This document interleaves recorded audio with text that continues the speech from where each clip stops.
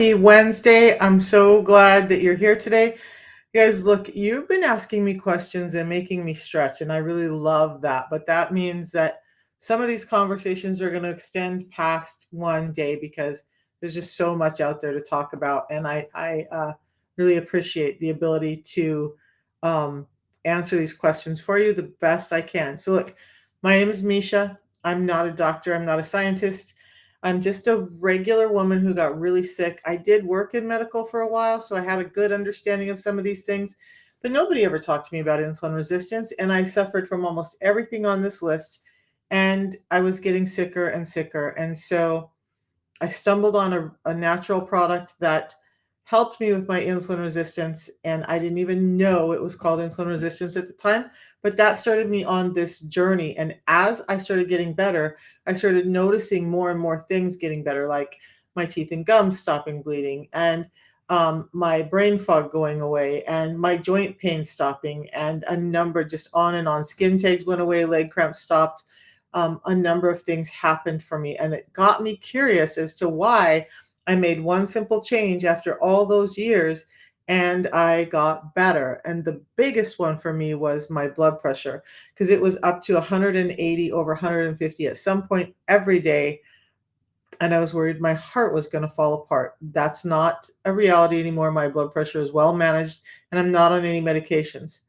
So that's a little bit about me. Now let's talk about you guys, because I was asked to talk about seed oils today, and or oils, fats altogether. So this gets a little bit divisive, a little bit meaning a lot divisive on the interwebs here, because there is a lot of differing information about seed oils. Some of the studies are very positive towards them, some are not, and it gets super overwhelming and confusing. So what do you do? Well, I'm going to listen to the guy who studies fat cells in petri dishes every single day for his living, and that's Dr. Ben Bickman. Do I not have his? I do have his book. So a lot of information that I have starts with Dr. Ben Bickman, and then it has me go on a search for more information from there. So he wrote this book, Why We Get Sick. He's one of the top metabolic scientists in the world. He hates seed oils. And we're going to kind of dive into why. So I have a bunch of notes. I got to find those because there's no way that overnight I could remember all of this stuff. So I'll try to bring you guys as much information as possible about seed oils. Now, let's just break it down really quickly. Why are we even talking about seed oils? Because there's this whole topic that seed oils can cause inflammation in your system. Some studies are going to say, no, they don't. No, they don't, and they're not going to harm you. But those studies primarily have been done on things that are things like omega-3 oils, so fish oils, walnut, and flaxseed oils. Those are actually very beneficial for you. But other oils, rapeseed, grapeseed, safflower oil, canola oil, those can all be inflammatory. Again, the science goes back and forth. So I get when people are going to get upset about the things that I have to say today. Part of why I believe what Dr. Bickman says is because as I've gone on this journey of getting my health back, I've forced myself, I've always been pretty self-aware, but I forced myself to become hyper aware of my health, what's triggering, inflammatory episodes, whether it's in my gut, in my joints, whatever, and what was it that I ate that caused it. So I've noticed, just to precede this, I've noticed in my own life that when I get excess seed oils in my diet, I get really sick. Now, my gallbladder got removed because of insulin resistance, so I have a tendency to get gastritis. The times I get gastritis are either because I've had way too much refined sugar or because I've gone out to eat or had foods that contained high amounts of seed oils. So let's dive in. Let's dive in. Number one, I want everybody to understand that the seed oils in themselves may not be so bad. They're omega 6s. But the problem we're having today, one of the big problems, is that almost everything that we eat has those oils in them. Now, that becomes a problem because we need a balance between omega 3s and omega 6s. And in the world today, part of the reason we're saying not to cook with or use more seed oils is every packaged, boxed, produced food that you pick up, you're going to find seed oils in them. So your ranch dressing, your cereals, your a number of your other foods are going to have these in them. Chips are really high in them. So when you guys are picking up these foods, um, we're already overloading our system with omega 6s. And when the balance between omega 6 and omega 3 gets imbalanced, now we start having an inflammatory response in the body, um, because the omega 6s actually become toxic at that point, and they're not allowing the omega 3s to do the great job that they should do. That's why so many of us are taking omega 3 fish oils, for our brain health and for our heart health, because the omega 6s in our diet have overwhelmed the natural omega 3s we eat. So, omega 3s again are going to be fish oils, walnut, and flaxseed are probably some of the best ones. Um, the oils I love are saturated, monounsaturated fats, and we're going to dive into those in a little bit. But why have seed oils gotten such a bad rap? And why are some studies saying they're causing inflammation and some studies are saying they're not? Um, because there's some conjecture that this seed oils that are high in linoleic acids can cause inflammation when it's too much in the system. So again, a small amount, and studies have generally been done on people when they're just adding a small amount of this oil into a diet. We don't know, was their diet already high in other seed oils? Did they have a clean diet and they added seed oils? I don't know those things from the studies. But when they add that in, it doesn't seem to be causing inflammation. However, when we have people who are eating a lot of processed foods, getting in a lot of omega 6s anyway, and then you go out to eat at a restaurant and your foods, like I have a dish that I absolutely love from the Indian restaurant in town, and I will probably murder the name of it, but it's palak chat. And so it's a fried spinach. I love the dish. I will eat the whole thing by myself. It's the one time I get in a whole lot of greens, right? But they cook it in seed oils. Now it's hit and miss. Sometimes I can have that and I don't get sick. Sometimes I eat it and I get extremely sick. So seed oils and those omega 6s are highly susceptible to oxidation and becoming rancid. So if people aren't changing the oils when you're going out to eat enough, and they don't because they're trying to save money, it can oxidize. That oxidation in your cells will start to cause inflammation, and now we have a problem. Now I end up with gastritis and my joints swell, and I'm just achy and painful all over from seed oils that were overcooked, oxidized, and added into a body that's probably already laden with omega 6s. So the safer bet would be the omega 3s, right? But for cooking and for day to day, what do we want to use? And I'll go back to some of the science on this in just a second, but let's just cut to the chase. So the ones that I talk about are olive oil or extra virgin olive oil, avocado oil, coconut oil, butter, ghee, animal fats. So the fruit fats in those, like avocado oil and extra virgin olive oil, are monounsaturated fats. They've actually been proven to be really helpful, and we'll dive into why. There's been some science that shows that those fats actually help you become more insulin sensitive and help reduce some of that oxidative stress. Now, like with anything, we need to be careful about overindulging in anything. So, saturated fats have also been shown to do a lot of good for us. However, if we're overeating saturated fats, that can be a problem. Just like when we overeat sugar, it's a problem. I want to get into in just a little bit. I've got to refer to some of my notes, but when we're eating fats, and you hear me talk a lot about protein and fats, if we're eating a diet high in protein, we need to have those fats along with it to help the protein metabolize. And I'm going to go over why that is in just a minute. But when we look at fats, so we have polyunsaturated fats, we have trans fats, we have monounsaturated fats, we have saturated fats, and I am not prepared to talk about all of those. It's how the bonds of the fats are broken down. So saturated, they're very tightly bound, and then they start becoming unsaturated and broken down the further they go along. Now, when I talk about macronutrients, protein, fats, and fiber, you always hear me say, if you've been on my show before, that proteins are the most satiating, and then fats, and then your carbohydrates are the least satiating. Proteins don't spike your insulin as much as carbohydrates, and fats don't really spike them at all. Here's something interesting. You can't hear me at all. Can you hear me now? Oh my gosh, I've been talking. Okay, so I hope you can hear me now. Can everybody hear me? So sorry for those of you who couldn't. Okay, perfect. So I was talking about, I might have to recap. So we're talking about fats and how satiating they are. That's where I was last at.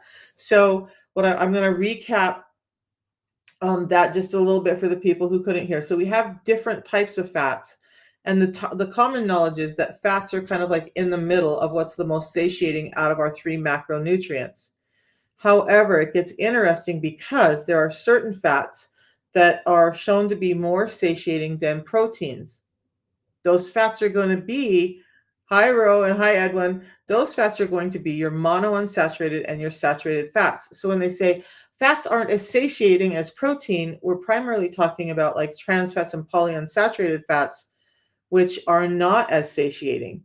But the monounsaturated, the polyunsaturated, and trans fats are the ones that are not, sorry, I misspoke there, are the ones that are not as satiating. When we look at things like the saturated and monounsaturated, those are as satiating, if not more satiating than protein. So when people talk to me about the system that I do, because we do some intermittent fasting, and how do I take my medications if I'm supposed to have food, but I have to do it during my fasting window? It's simple. You add some avocado in. Avocado, high in monounsaturated fats, extremely satiating, is not going to spike your insulin, and it gives you a lot of fiber. So that's a perfect food to have with your medications. Okay. But fats, if we're talking about the fats I talk about a lot, those fats are actually more satiating than protein. And like, that's where this all starts to get confusing, right? Because we're like, oh my gosh, which way are we leaning? Just know that those monounsaturated, saturated fats are the fats you should be eating, and they're more satiating, and they actually cause an antioxidant effect in the body, where the polyunsaturated and trans fats can set off a lot of oxidative stress and inflammatory reactions in the body. So polyunsaturated and trans fats um, can be very inflammatory, oxidative, which sets off this inflammation in the system. There's another thing with these fats I want to talk about. They're less satiating. Monounsaturated, saturated fats, more satiating, actually help reverse or mediate some of this oxidative stress from the trans and polyunsaturated fats. So that's why we talk about seed oils not being healthy for us, because I think primarily, in my opinion, primarily it's because we have this model in our lives where we're already inundated with these omega 6s, polyunsaturated and trans fats, that are causing this inflammation in high amounts. So we already have it in almost everything we eat, and then we're adding it when we're cooking food, and that's become a problem. Greens for protein, including avocado and beets, delicioso. So that's a whole topic for another day. And Dr. Grapeseed oil. So one of the problems, and let's dive into some of the problems. I've got to get all of these, like you guys. I had almost 20 pages of notes from this particular one, so bear with me. I got to go through these. One of the other problems, besides the fact that linoleic acids can be high in even grapeseed oil, is that they're processed at a high heat, and so that high heat can actually make them a little bit more um, oxidated, rancid, before they even get on the shelf. In fact, one thing a lot of people don't understand about all of these seed oils is the way they're processed, and then they're drenched in hexane. And now people will say, oh, they rinse them, they clean, they have this cleaning process, they remove all of that. It's so safe, and it's fair. Um, how do we know that all that hexane, which is a very powerful solvent, is actually out, or the traces aren't there? That's a problem for me anyway. I don't like that thought. But so we were talking about linoleic acids, and oh, I just lost myself. Oh, high heat, oxidative stress, linoleic acid. So they're still high in all of those things and can cause some inflammation. Started also using avocado oil on air fryer. So I'm going to stop for 1 second. Edwin, we'll talk about it in another day. I'll do another talk. I don't think that I'm going to get to it this week, although I might, because we're kind of doing nutrition this week. I will talk about proteins. What I want to spit out is, when I listen to Dr. Bickman, Dr. Berry, a number of other doctors and Dr. Bickman mostly, because he's just kind of middle of the road in he's just very down to earth in most of his views and advice, and he studies metabolism all day. He specifically says, that we are meant to eat meat proteins. We are not built to process proteins from plants. And he talks very strongly about how this whole plant protein thing is mostly a marketing ploy, just like seed oils, to get us to buy products from stuff that they need to find something to do with. And they scared people off from animal products. Like, you guys have heard that, like, animal products are causing our ozone to decrease and all that. Well, what about the farming and the fuel and all the stuff that we do for all of the greens and whatnot? You guys, calm down. I think that Bickman is right, that we are meant to have some amount of animal protein. In fact, there are studies that show that men who are trying to eat plant-based protein or not getting in enough protein from animal sources start to have a reduced testosterone level. They're not able to convert that or utilize the testosterone in their body as well. And so that's a problem. And I think most men want to keep that virility. So animal protein, I think, is absolutely necessary in the human diet. And that also falls in line. I thought that before, and Dr. Bickman thinks that. So I'm like, I'm good. That's where I stand, and I always will. Back to the big fat debate. Okay, so let's go over a few things. I'm going to go to my notes now, because this is going to get a little technical for me even. So linoleic acid, we already talked about. It's an omega-6 polyunsaturated fat. But where it starts to go wrong for us is this. It serves as a precursor for arachidonic acid, which is a precursor for pro-inflammatory eicosanoids like prostaglandins and leukotrienes. All big words to say. Through a process, the linoleic acids in these seeds become a substance in the body that is like this building block for inflammatory markers in the body. So it's a process that are the linoleic acids themselves inflammatory.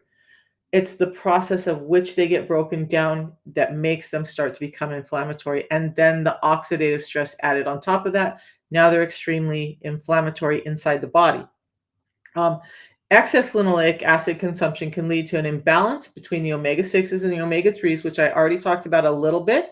So we really like omega-3 fatty acids. They're generally anti-inflammatory, while omega-6s generally become inflammatory, especially when they're oxidative. So again, I'm going to go back to part of the reason that people in my camp really don't like these seed oils is because we're already overwhelmed with these seed oils, and now we're adding more in when we're cooking and whatnot, and it's pushing our bodies over the edge, and they just can't deal with all of this in our system. And the studies are not accounting for that. The studies that are saying, oh, it's not really harmful, are not accounting for dietary concerns and a standard American diet, and then adding in these oils in amounts that are reasonable for what people are using. So I think that's one of the things with the studies that I would be cautionary of, that, we need better studies, controlled studies, to say, hey, in this world that we live in today, the cumulative effect of them, what's that like on our body? So then we have, again, that they're susceptible to oxidation. 4-HNE. Dr. Bickman talks about that one a lot. It's a byproduct that is an acid metabolite. So those oxidative compounds or oxidized compounds can directly induce inflammation and cellular damage through various mechanisms, including the activation of inflammatory signaling pathways. So that's all really complicated to say. Seed oils are creating a reaction in your body that's making this inflammation signaling pathways light up. So you're more susceptible to the inflammation now, as well as all of these other components that are made that are causing you to be inflamed. So it gets really complicated, and I hope everybody's tracking. I hope this is giving some answers, but it is super complicated, and that's why it gets so confusing and so overwhelming listening to people online about it. So there are studies that have shown higher levels of linoleic acid in people have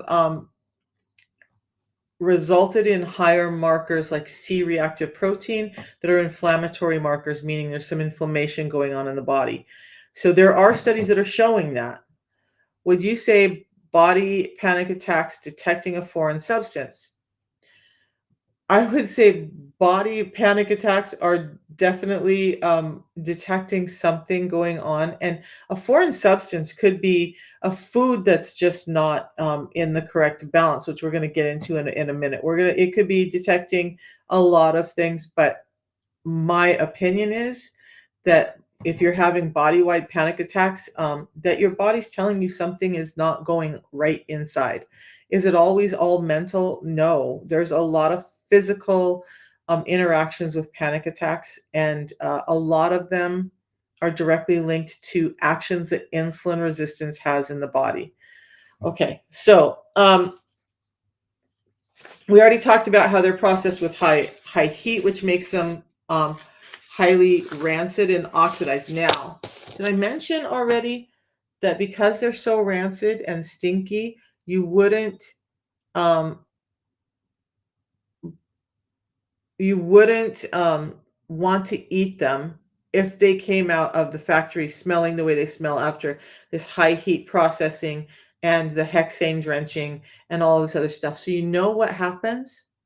They add deodorants and perfumes to your oil so that when you open up that bottle, it's not so icky to you that you'll throw it out. So not only are we having this linoleic acid and oxidative stress, now we're adding in other things like perfumes and deodorants so that it will actually even be palatable to you. And so if it's not palatable for you without all of that added in, is it really something you want to eat? Not me. Not me.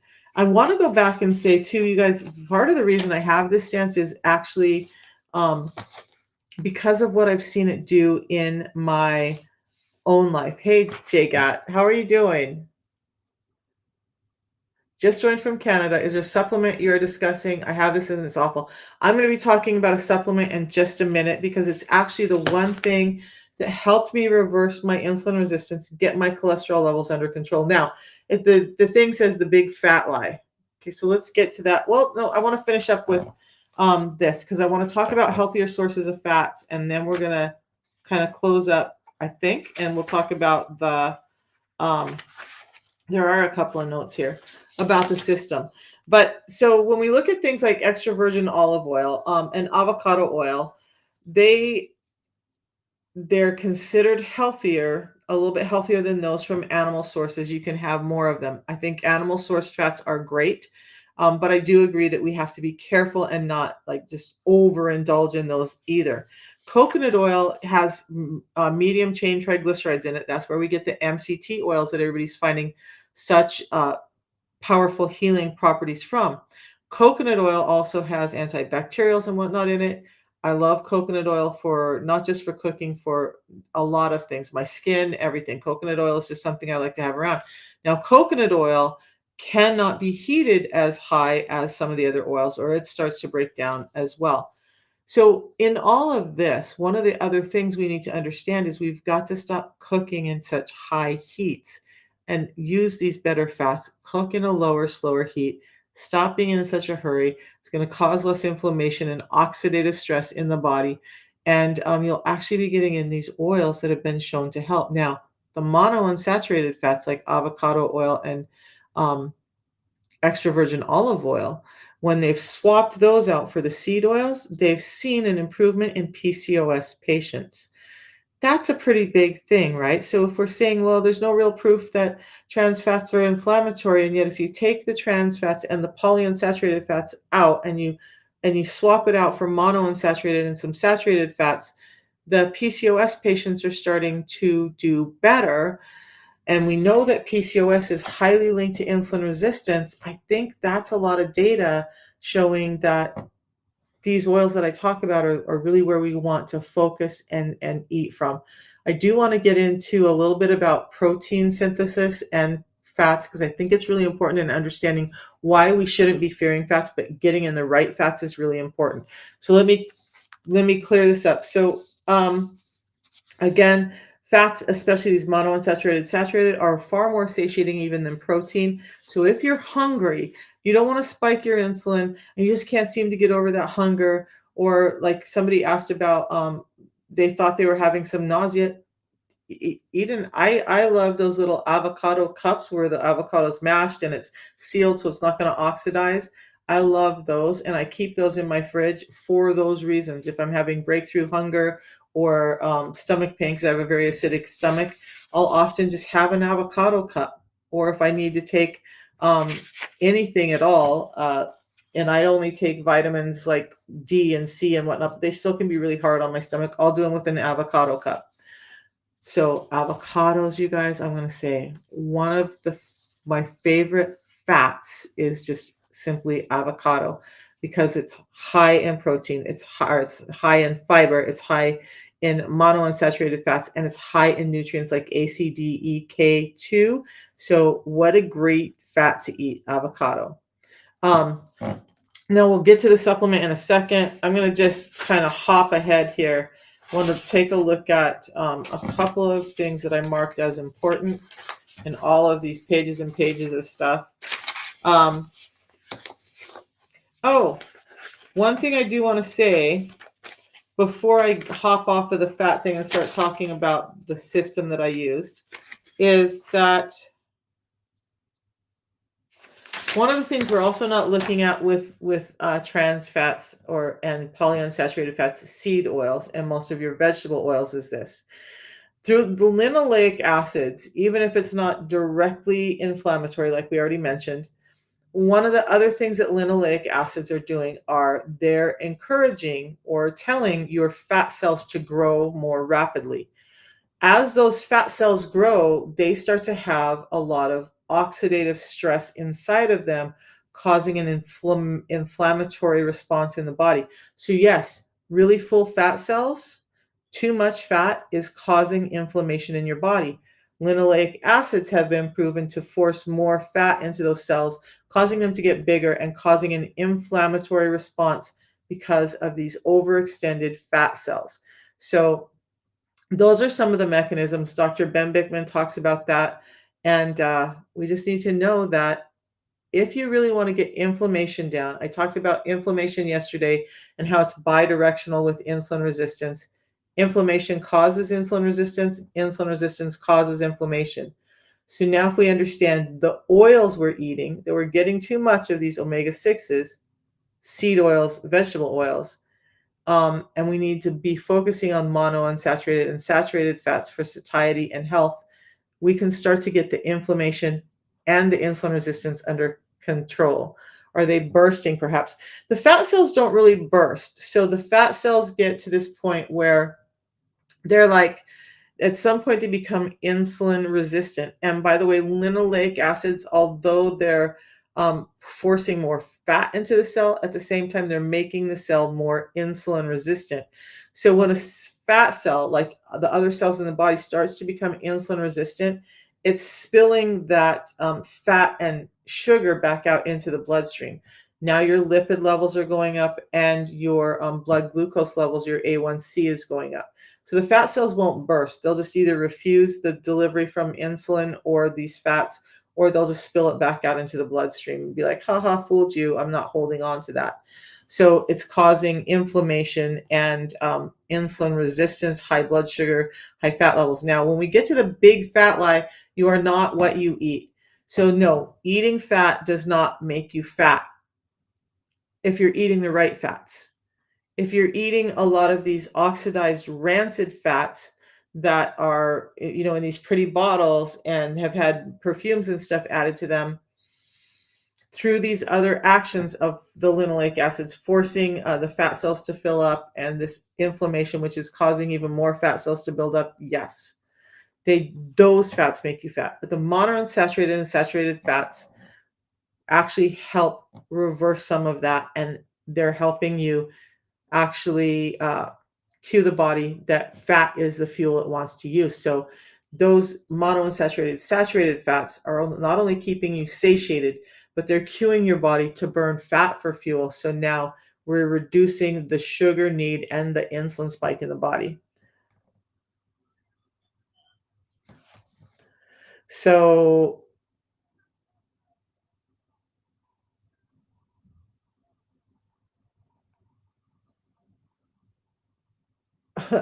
all I eat is fruit and herbs, and I don't need to sleep every night.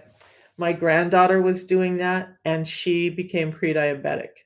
So I don't believe that that's true for everyone. We talked a little bit yesterday about eating right for your blood type. There's actually a book called that. Yes, I've read it. Read it. I'm an O positive person. Eating all fruit would be very devastating to my system.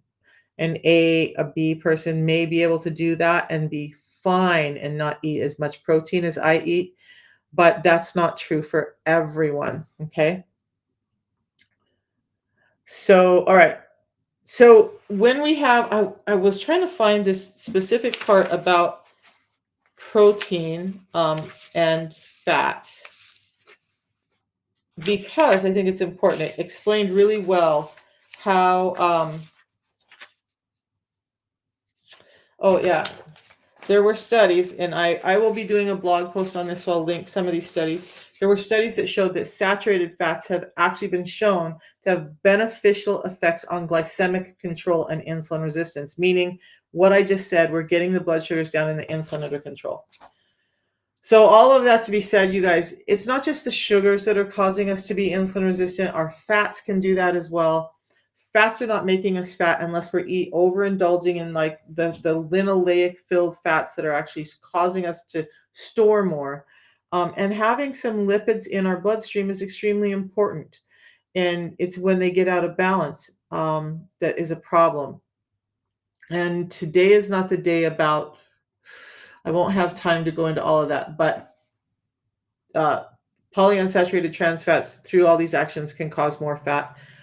Excess sugar is actually causing more fat, and all of that's causing more inflammation. So we got to keep the fat from those negative sources down and the sugar down, and that will help with the insulin resistance. Now, the system I use, you guys, it is simple. It's a tea that I drink in the morning. It's what's in here. It tastes amazing, and I have it iced or I have it hot. I've been having it iced. It's summertime. I'll explain the benefits of the tea in a minute. This whole system was designed to help with metabolic health and insulin resistance. So it's a tea I have in the morning and a pre-meal drink that I have before I eat anything. The system comes with 2 teas. So you have one in the morning, you have one in the afternoon when your energy starts to drop and your hunger starts to kick in. And I'm going to explain why this is working. And then you have the fiber before your biggest meal of the day with carbohydrates in it, and especially packaged carbohydrates or root vegetables or grains. Those are really highly converted into glucose in the system, whereas the dark green vegetables don't convert as quickly. So there's that. That's what I have. A tea in the morning, a pre-meal drink. Now, why? Why these? The tea in the morning, the tea that I'm drinking right now, gives me mental clarity and energy. It has scientific studies on both of these products There's a place called unicity.science.org where there's tons of studies, including studies from like the Cleveland Clinic, which is the top heart health hospital in the world, or one of them, and the University of Sydney, the makers of the glycemic index, have done studies on these products, and I think that's amazing. So, the tea is giving you that mental clarity and energy. Now, through a number of ways, that's helping keep you satiated. When your brain is not getting energy, it's perceiving that it needs energy. And guess what energy is in our body? That's food. And so it's telling you you're hungry because it's not getting what it needs to process properly. So by just allowing energy into the brain, we're allowing some of those hunger cues to shut down. How does that happen? It's really high in a component called chlorogenic acids. Those acids are the one thing, one, not the one thing, one of the things that can cross the blood brain barrier and get nutrients to the brain. So that's important. But why this tea? In a standard yerba mate tea, there's a small amount of chlorogenic acids, and the chlorogenic acids in a standard tea are a bit more than they are in coffee, because yes, coffee has that in them as well, in it as well. But this tea is extracted from plants handpicked and not machine harvested, and then it's concentrated so that those chlorogenic acids, the thing that's getting energy to your brain, are 375 times more than in any standard bagged yerba mate tea.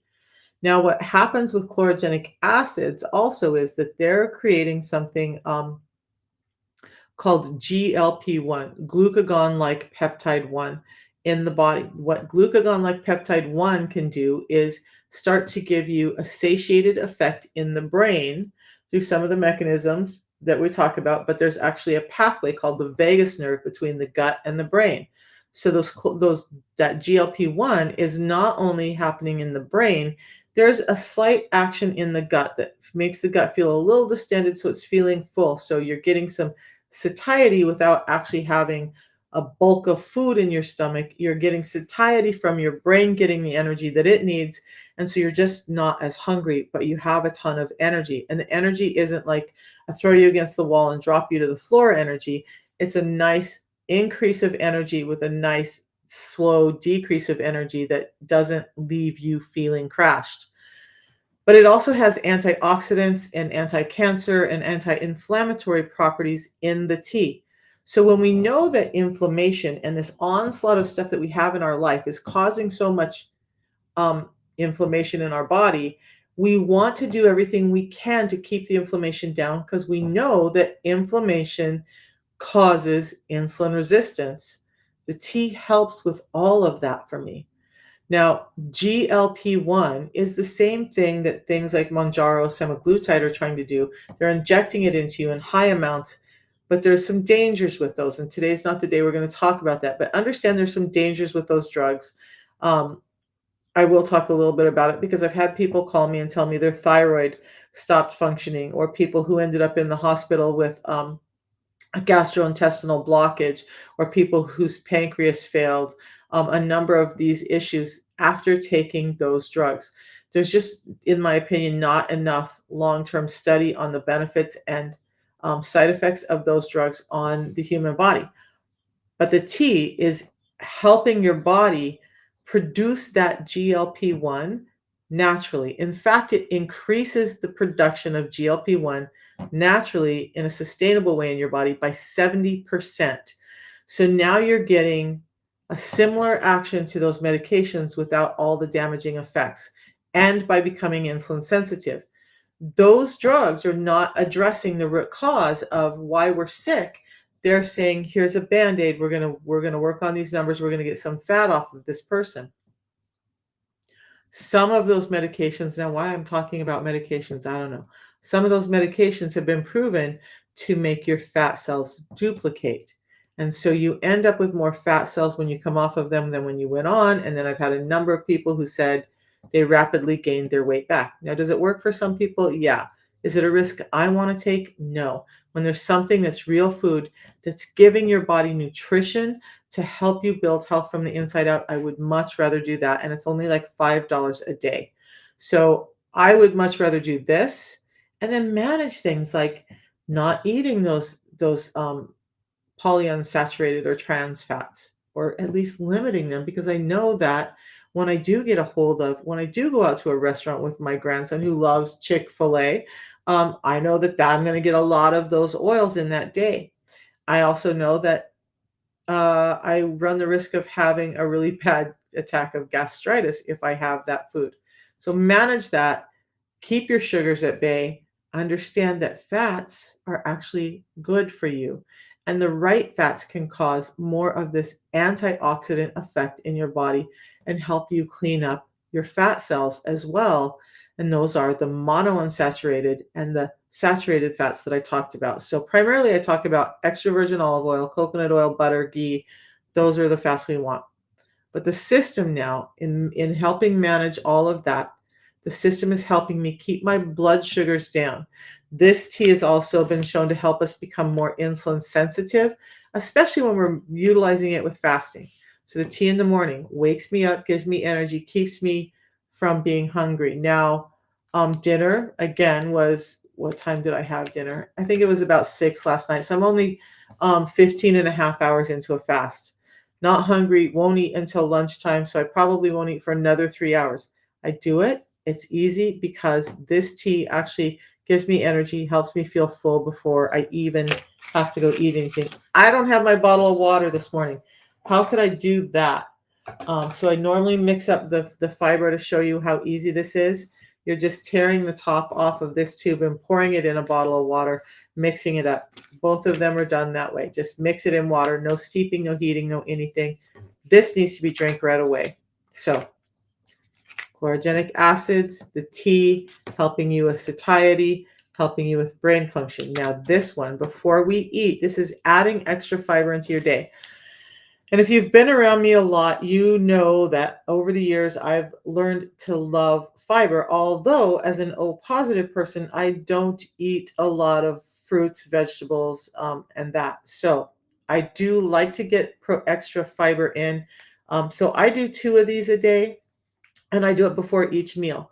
But what's happening with this is that 7 different soluble and insoluble fibers have been proven, scientifically studied, and designed to help reduce a blood sugar spike. That one packet before a meal, especially if it's a high carbohydrate meal like rice, pasta, breads, can reduce a blood sugar spike by 20%. That's huge. When we're reducing a blood sugar spike by 20%, that means we're reducing an insulin spike as well. That means we're coming closer to being insulin sensitive because we don't have the high amount of insulin in our body. I totally skipped over insulin resistance, so let me explain that really quickly and why the system is working for this, right? Insulin resistance comes from these couple of things. There's a lot of other things I talk about as well, but for this purpose, we're going to talk about sugar. We know that our foods are highly processed and that most of them are turning into glucose in our system too quickly. That high load of glucose in our bloodstream, and glucose is just energy, elicits the body to produce a hormone called insulin, and insulin is a transport for that sugar to get it into the cells to be used as energy. But when we're constantly putting sugar in our body, which means we're constantly producing insulin. Now, a normal level of insulin starts to become a high level of insulin because we're producing it all the time in response to high levels of sugar. Now, when this happens a lot, this becomes hyperinsulinemia, too much insulin in the system. Long-term hyperinsulinemia becomes insulin resistance, where the body cells just are not responding to insulin as well as they should, and now we're starting to have a problem. We're starting to have malfunctions throughout the body, and part of this channel is I talk about all those every day, but we'll finish this. So now we went from too much sugar to too much insulin to insulin resistance. Now it takes another stair step. We go pre-diabetes. From here, it's pre-diabetes. From pre-diabetes, it becomes diabetes. From diabetes type 2, you're having a risk of Alzheimer's disease or even having your pancreas shut down because it's producing too much insulin. So getting it under control is key.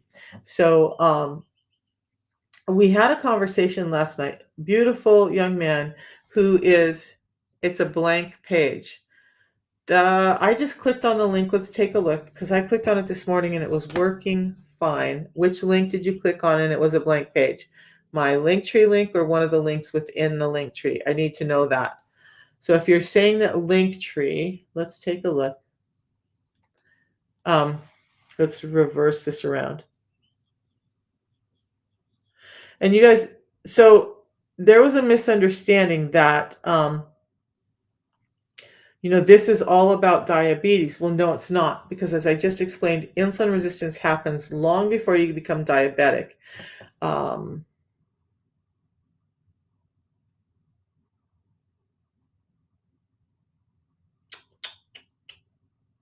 why is it not?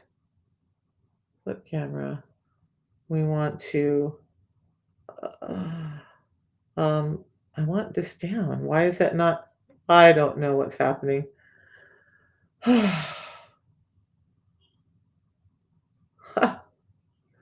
Why am I struggling right now? I don't know. Effects. There we are. Okay, so this is my TikTok page. Sorry about that, you guys. I don't know. My brain left the building for a second. Um, so insulin resistance can be present in your body for 10, 20 years, and like for me, about 40 years before it ever tipped over into being uh, diabetes. So this is the link on my page, and I click on it, and it takes me right here. So if you're clicking on contact me via WhatsApp, all you have to do is put your WhatsApp information in and send me a message. My website should be coming up just fine. There's that. The order link is coming up just fine. So it could be that you need to clear your cache or reset your phone. Sometimes that happens. Or just message me and I can try and get you the link. But if it's not opening up, it's likely just that you need to restart your phone or clear the cache. Something like that has happened. Okay, back to the system. I love the system because it's doing so much good. This young man that I talked to last night was pre-diabetic, but he had a lot of the symptoms, like a big belly. His energy was off. He's been on the system less than a month, and his belly's gone down. His pre-diabetes is reversing, and he has more energy. So already he's super happy about it. I have another lady who actually he knows someone. What he said was he knows someone whose husband's had some erectile dysfunction and some blood pressure problems. So when we look at that, understand that insulin resistance is a key in both of those conditions.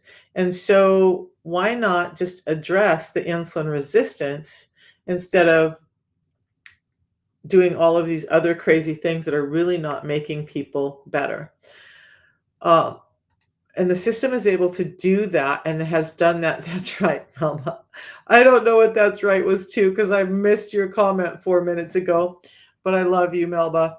Um, okay, so energy, satiety, we're getting the fiber in that we need. You're helping your gut microbiome with this. You're helping your satiety with this. I will probably have one of these this morning because I'm old school. I like to have more than one of these a day because I really just believe in what it's done for my own gastrointestinal health.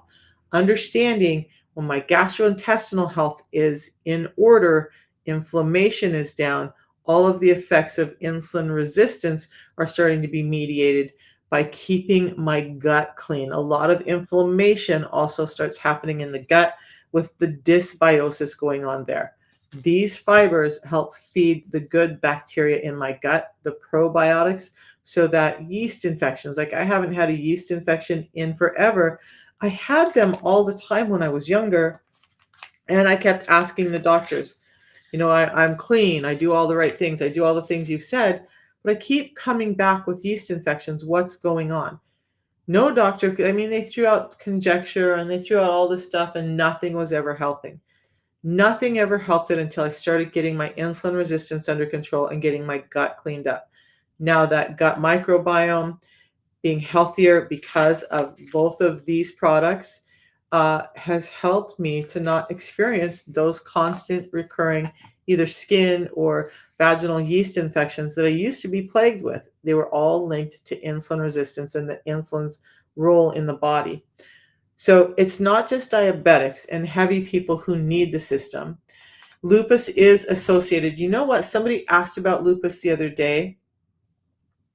So why don't I'm going to talk about fructose tomorrow. Why don't I talk about lupus maybe on Friday?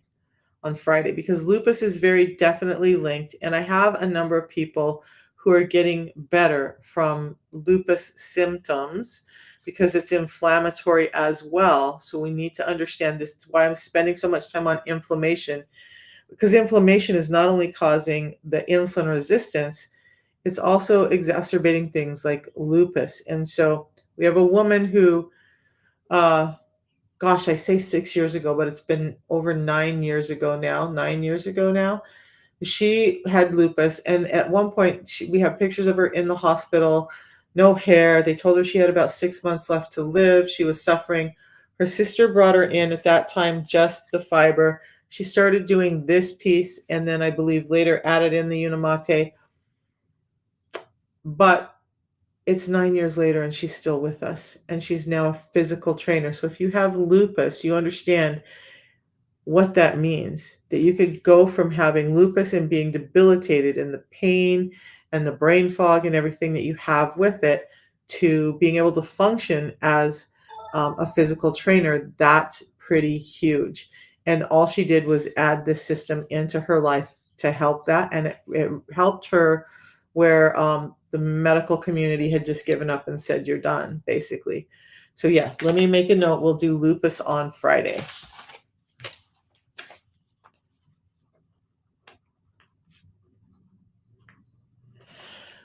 But either way, understand that the system, so what I do want to say, the system, if you do it, you have a 90-day money back guarantee. And that guarantee means you get to do this for 90 days and see what's going to happen with your health.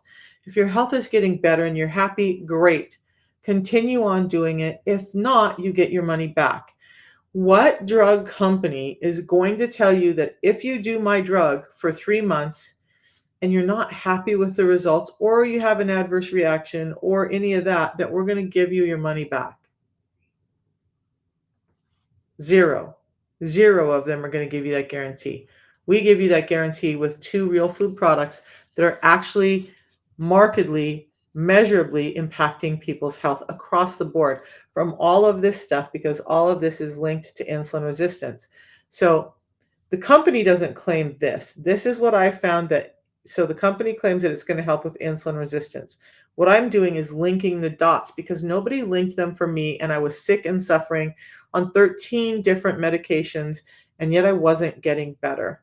And again, not one of those, when metformin had me so sick that I had to clean up my daughter's house at 2 a.m. because the volatile vomiting was all over because it was uncontrolled. Nobody ever gave me a guarantee or money back on those medications, and nor did it help my problem.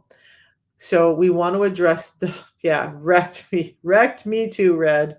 Metformin was horrible. It's probably one of the safest of the diabetic drugs, but its horrible side effects are just too much, too much.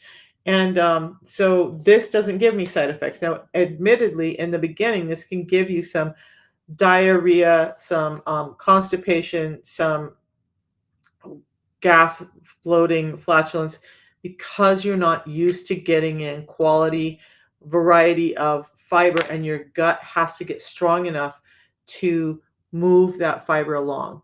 So fiber is there to help us move things through. That's the insoluble fibers. But the soluble fibers, remember I said there's insoluble and soluble fibers in that packet? Yep. Gut needs to get used to it 100%. So I've had a number of people, I experienced it a little bit, but here's the thing. I had really uncontrolled IBS, probably it felt more like it's Crohn's, but I know it wasn't. But I had really uncontrolled IBS. And after 3 years on the system, the only time that I suffer with that IBS is when I get a hold of those seed oils, or if I've had a day and I just eat, like I can't have M&Ms and M's and Snickers anymore because they're just like chemically grainy tasting. now that I've gotten my body cleaned up. But yeah, your gut has to get used to these fibers. It has to get stronger. We're not used to processing those fibers. And so that discomfort just means your gut is actually starting to heal and get strong. And bear with it, it goes away within most people within about a month. Some people their gut's more unhealthy and so it takes a little longer. And then you start to notice all these amazing benefits. So some of the benefits I noticed after starting the system were like my eyesight got better. These are 1.75 diopter, they're readers. But when I started the system, I was in 3.0 diopter readers and they were starting to become not strong enough. And I was afraid that I was actually going blind. And I probably was. But so about 10 years of damage reversed off of my eyesight. I was having really bad bleeding teeth and gums. That stopped. I had skin tags on my arm, on my underarms, on my neck, in my groin. Those all went away. I had dark skin patches on my elbows, knees, and this black ring around my neck. That all went away. My skin firmed up. My visceral fat went down. My joints got healthier. My inflammation came down so much. I remember that when I was at my sickest point before I started the system, if I was wearing shorts and I looked down at my knees, I couldn't see kneecaps. They were just like this big, like grapefruit on the end of my legs. And I was like, I used to be a power lifter. Why do my knees look like this?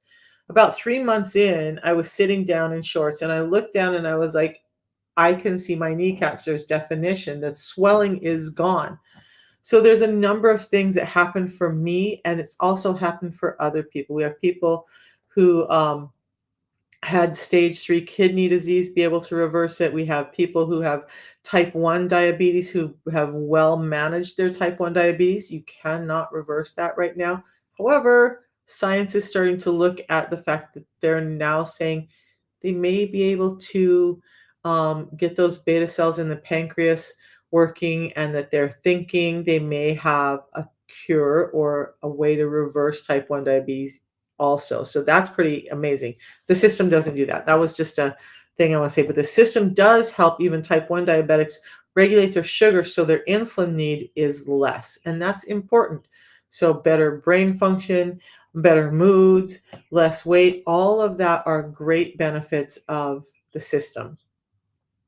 Got okay. So you guys, it's that time. I'm gonna go run, get some content done. I did some videos yesterday. I just didn't get time to edit them.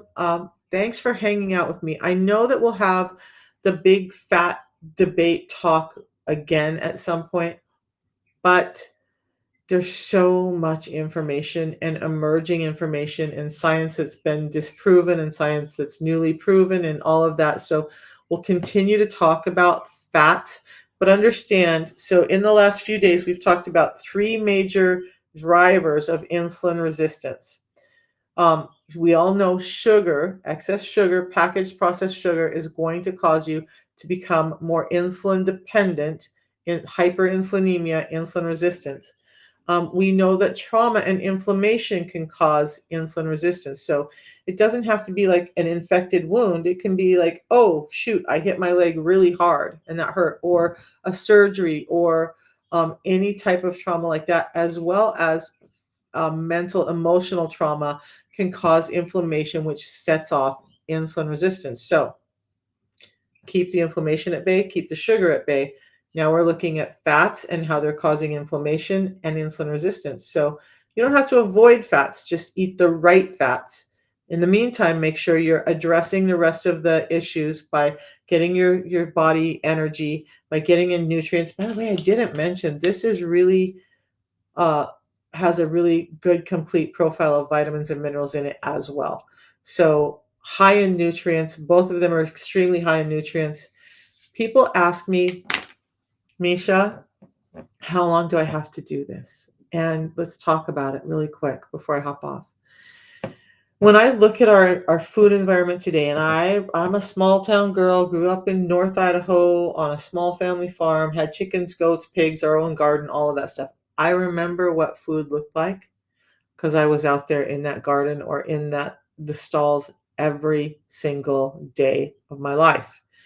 Our food is different. Our food is so different from what it was 50 years ago. That means there's nutrients been stripped, there's fiber been stripped, there's, things that we need that have been stripped. And so if we're going to continue to have this diet and until we reverse our food production back to what it was, I'm going to have to fill the gaps. And that's what the system does for me is fills those nutritional gaps so my body can do the work it's supposed to do. That's why I love the system so much. It's not a medication saying, hey, yo, body, you're going to go do this because I said so. It's a system that I love TikTok when it does this to me. There we go. It's a system that is actually building health from the inside out. That's what I would choose, about $5 a day. Link is in my profile, you guys. I'll see you in the morning. Tomorrow, I do want to spend some time talking about fructose. There's some new information about it. To the person who was saying I only eat fruits and vegetables, jump in tomorrow. We're going to talk about that and what's happening in your body when you're overeating fruits and especially fruit juice and why it's easy to overeat them and how we've been deceived about how they can affect our body. Am I saying they're poison? No. Am I saying overindulging is going to cause problems? Yes, and we're going to talk about it tomorrow. So we'll see you guys in the morning. Have a great day, everybody.